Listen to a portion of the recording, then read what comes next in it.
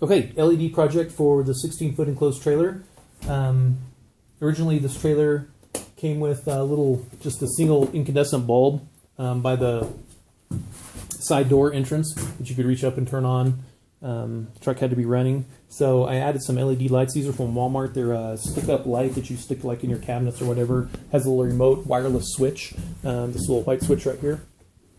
And so I put a switch there. I put a switch there, and had kind of a little where I could come in this door and click the switch on, or I could come in this door over here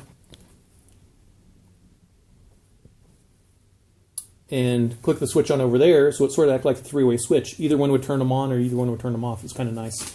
So, but I got tired of replacing batteries because 4 batteries in each one of these lights, and I had 4 of them with 16 batteries every 2 or 3 months. And of course, when I needed them and I forget to change the bulbs, we'd be riding, come in and late, it'd be dark, and turn them on, they'd be barely glowing, we'd be tripping over each other, dropping gear, you know, using headlamps to load bikes, and it was just kind of defeating. So I got a 9-volt converter, so 12 volts in to the corner there, put the 9-volt converter there, ran 9 volts down because these are all 9 volts. So actually it was 1.5, 3, 4.5, 6, 7.9, 6 batteries in each one of these things, because they're 1.5 volt double A's. So 6 weights and 24 batteries every 3 months. That's just kind of, anyway. So 9 volts was working well. It's kind of just enough light to get changed and get bikes tied down and loaded up in the dark. And but the vibration of going down the bumpy roads, the wiring would break loose inside. So I fixed that one in the very end. That's the one that's glowing now because it broke. And now this one's broken. And I just kind of anticipated more breaking. Fortunately, my buddy at work, Nate, turned me on to these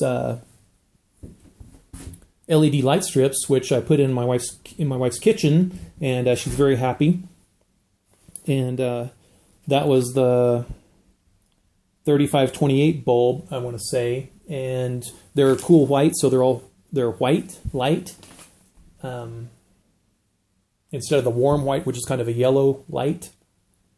So they're cool white, and they were great in the kitchen. Not very bright, though, so I did some research. There's a 50-50 bulb strip that's even brighter, and then there's a 2538 strip that's even brighter than the 50-50.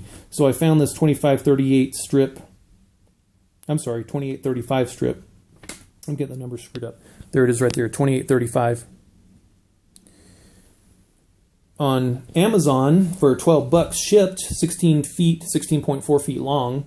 And I thought, heck, I'll try them out, because I don't need the 120 volt to 12 volt converter for the trailer here, because it's already 12 volts. So I just ran 12 volt wire down the side here, this wire loom, down to the switch here, and this is just a little 12 volt AutoZone switch. So now, much brighter, obviously. And this is just one side. I wanted the effect, or wanted the ability to be able to open this back ramp door and hit a switch, or open the side door and hit a switch and have light either way.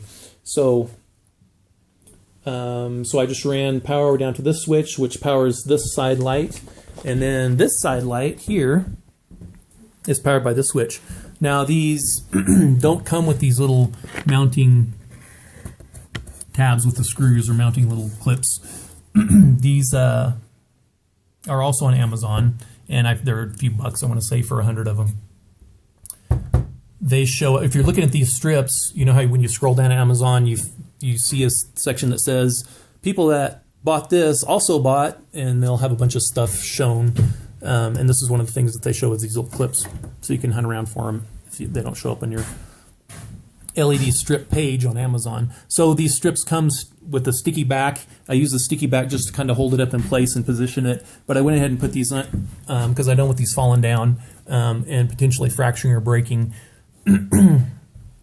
There's not a lot of vibration in this trailer, but there is some. But the thing, you have to make sure that there's no stress on the strip from panels flexing or bending. So what I ended up doing was just running the strip like here, where these two pieces of wood come together. I put a screw here with a washer to hold the pieces of wood to keep them from flexing or moving, where the strip goes over right there. So hopefully it won't break right there. Just ran it behind there.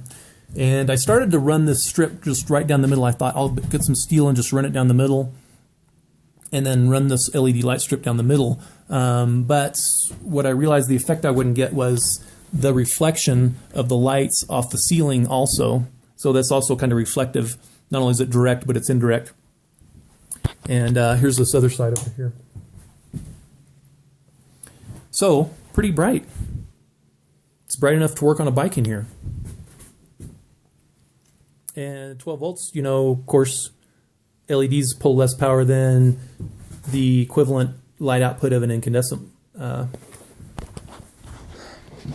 bulb. So it would probably still kill my truck if I left it on overnight, is my guess.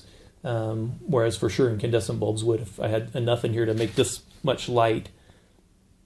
But the LED bulbs, I don't know if they'd kill my truck or not. Maybe they wouldn't. Hopefully I won't find out by accident. Right now I just have this hooked up to a little 12 volt jumper to the front of the trailer wiring. A little Harbor Freight battery jumper. And that's what I've been doing my testing on. So I'm pretty excited. Now we've got lighting up and down both sides. And I'll just leave this lighting in here since it's already here, this Walmart lighting. These Walmart bulbs as backups, I guess. And hopefully these LED strips will last a long time. Time will tell. So at 12 bucks, I figure if they last a year and they break or go out or whatever, it's not that big a deal to put new ones up. Because all I have to do is loosen these screws, flip these tabs down, and run another strip down, and then reconnect the wiring right here. So at 12 bucks, dang, I just can't go wrong.